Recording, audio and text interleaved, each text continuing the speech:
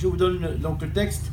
L'évangile de Marc au chapitre 5 de l'évangile de Marc et au verset 25. On la surnomme la femme affligée.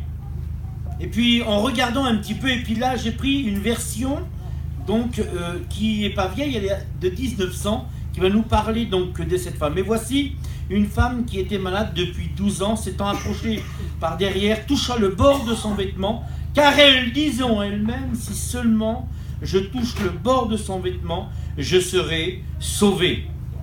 Jésus s'étant retourné et la voyant dit, prends courage ma fille, ta foi t'a sauvée. À cette même heure, cette femme fut sauvée. Amen.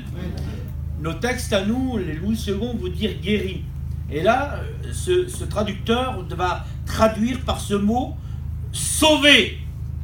Et puis ce soir, je voudrais vous poser une question. Est-ce que tu es venu pour cette convention pour rencontrer Jésus parce que tu as un besoin dans ton corps, ou est-ce que tu es venu à cette convention pour faire une expérience de salut avec Jésus? Pourquoi es-tu venu ce soir à la réunion? Pourquoi tu t'es arrêté pour venir passer un temps sur ce petit chapiteau? Est-ce que tu es venu pour pouvoir avoir une guérison dans ton corps, ou est-ce que tu es venu pour être sauvé? Cette femme avait une prière secrète dans son cœur, une prière que les autres ne connaissaient pas. Elle a été, vous le verrez, on va le voir un petit peu après, qu'elle avait entendu parler, parce que c'est pas anodin ce qu'elle va faire, c'est pas au hasard qu'elle va faire ça. Elle va l'avoir entendu, on va le voir tout à l'heure ensemble, mais je voudrais vous prendre 2 minutes et dire, vous parlez donc de ce moment où elle va entendre, donc elle va s'approcher du Seigneur, mais avant toute chose, dans son cœur, elle a un besoin, dans son cœur, elle a une prière.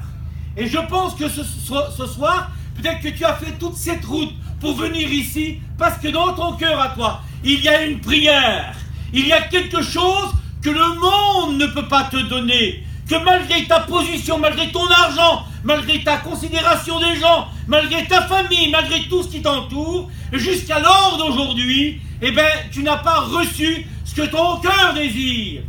Et puis, cette femme a cherché la bénédiction, ça a demandé 12 ans. 12 ans pour qu'elle puisse recevoir cette guérison de son corps. Et laisse-moi te dire, il y a combien de temps que tu écoutes parler de l'évangile? Combien de temps on t'a parlé, que tu as écouté des autres orateurs que moi te parler de l'amour de Jésus? Et jusqu'à l'heure d'aujourd'hui, eh bien, tu n'as pas encore rencontré le Seigneur.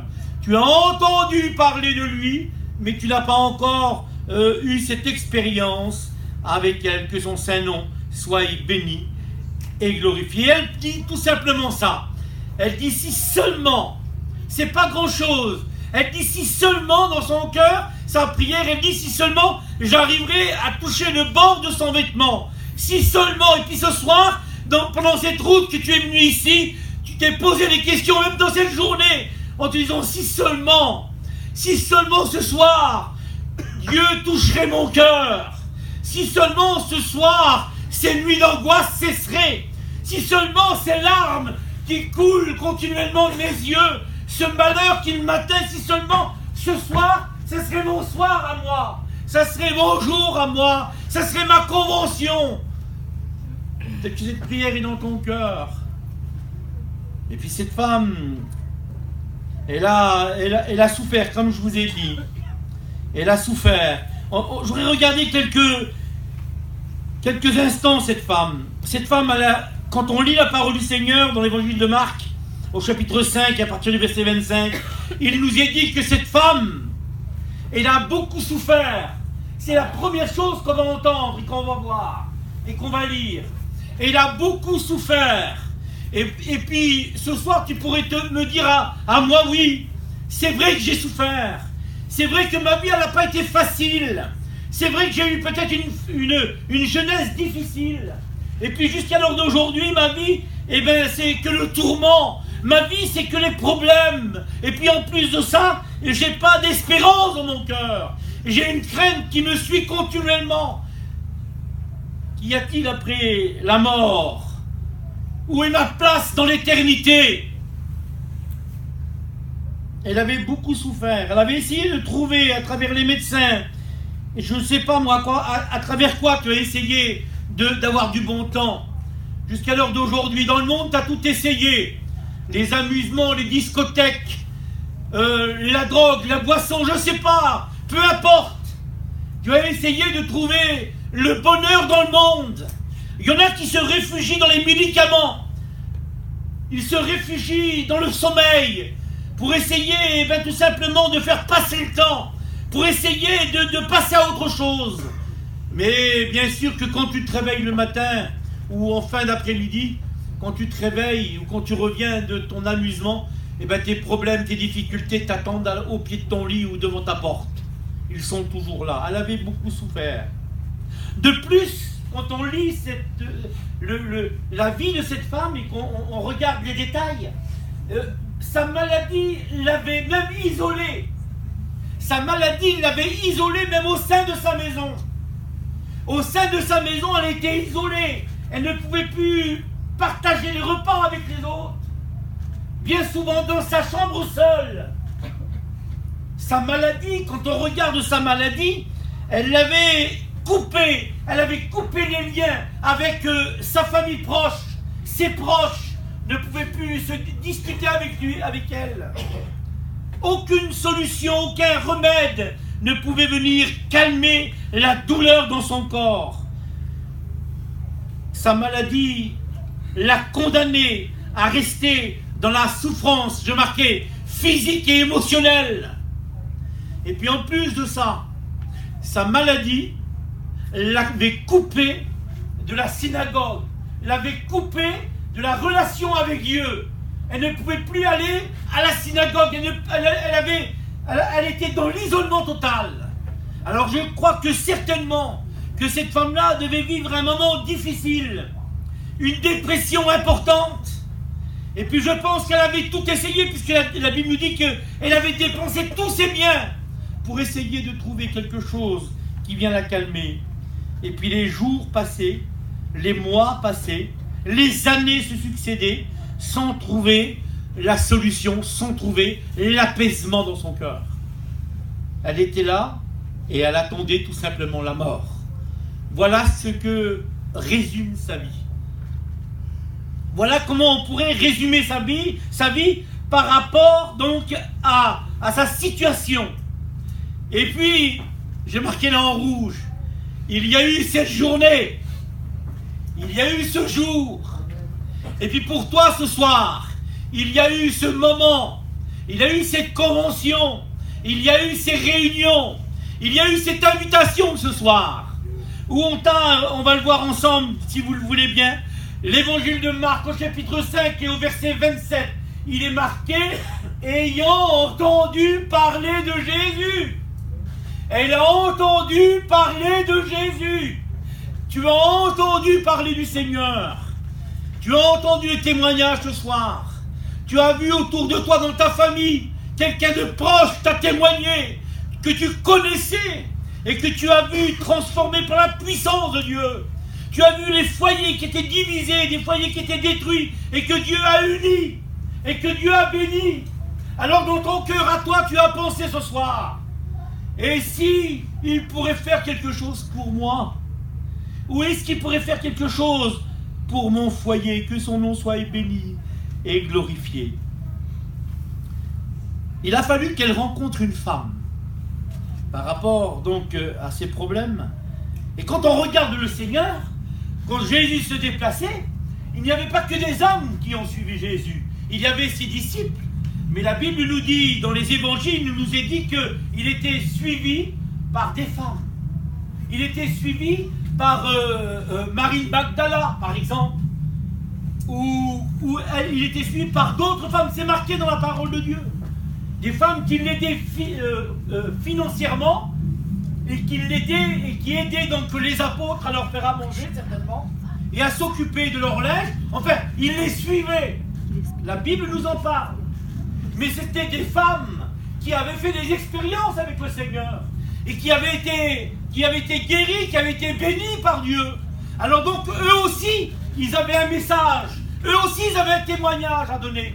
Et puis un beau jour, je crois de tout mon cœur, Il a eu ce jour où ils ont rencontré cette femme. Ils ont rencontré cette femme. Puisque la Bible nous dit qu'au verset 27, ayant entendu parler de Jésus. Il a bien fallu que quelqu'un y témoigne. Et puis moi, j'avais jamais fait attention, j'avais jamais lu ce passage. Peut-être que nos frères qui sont là l'ont déjà lu, ce passage-là. Mais moi, je croyais que c'était par exemple son expérience à elle que de toucher le bord du vêtement. Que ça lui appartenait, que c'était son expérience à elle, non? C'est pour ça que je vous dis qu'il a fallu que quelqu'un y rende un témoignage. Dans l'évangile de Marc, au chapitre 6 de l'évangile de Marc, et au verset 56, écoutez ce qui est marqué. En quelques lieux où il arriva, il parle de Jésus, dans les villages, dans les villes ou dans les campagnes, regardez ce qui est marqué. On mettait des malades sur les places publiques et on le priait. On allait vers Jésus, on allait faire des demandes. Regardez ce qu'on demandait à Jésus. Et on le priait, on lui demandait et on priait Jésus de permettre à ces personnes de toucher le bord de leurs vêtements, et tous ceux qui touchaient le bord du vêtement de Jésus, ils étaient guéris. Amen. Amen. Donc il a fallu que cette femme entende justement quelqu'un lui rende témoignage, comme à toi ce soir. Comme à toi ce soir, ta copine, ton ami, ta soeur ou ton frère t'ont témoigné en disant mais ma soeur, mon frère, dans ton état, c'est Jésus qu'il faut que tu acceptes. Il faut que tu viennes vers lui parce qu'il a un cadeau pour toi. Il a des bénédictions pour toi. Il a des délivrances pour toi. Certainement qu'on t'a témoigné ce soir. Et à cause de ça, eh ben, tu es venu, que le nom de Dieu soit béni et glorifié. Elle avait entendu parler de Jésus. Comment il fallait faire? Quand on regarde dans la foule où Jésus marchait, il y avait, je vous ai dit, plusieurs femmes. Et puis je voudrais en prendre une ou deux, et puis après on arrêtera parce que c'est tard. Et je pense qu'elle a pu tomber sur la Samaritaine.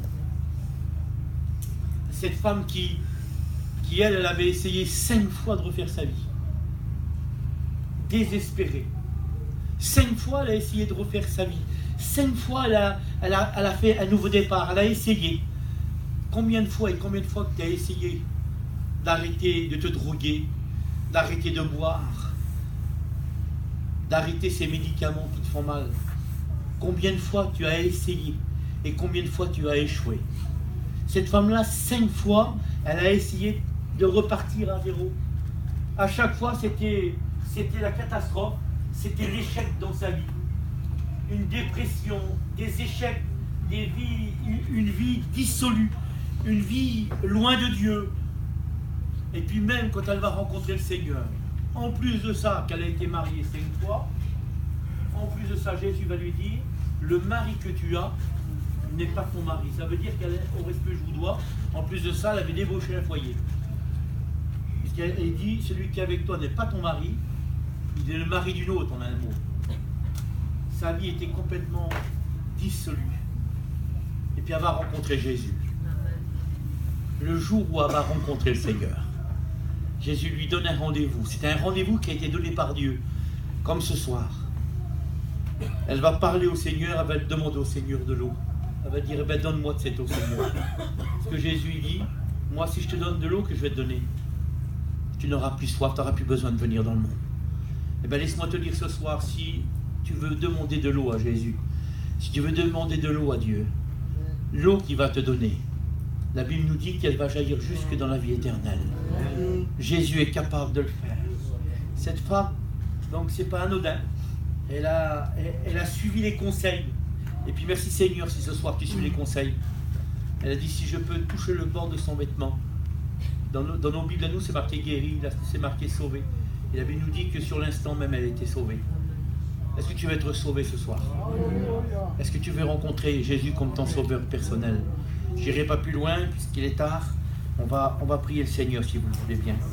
On va demander au Seigneur ce soir qu'il puisse bénir votre vie, qu'il puisse bénir vos besoins, ce que vous êtes venus chercher ce soir. Le Seigneur est capable de le faire. Le Seigneur est capable de vous bénir ce soir. Je ne sais pas pourquoi tu es là ce soir. Moi, ce que je sais, c'est que Jésus est là pour te bénir. Ça, je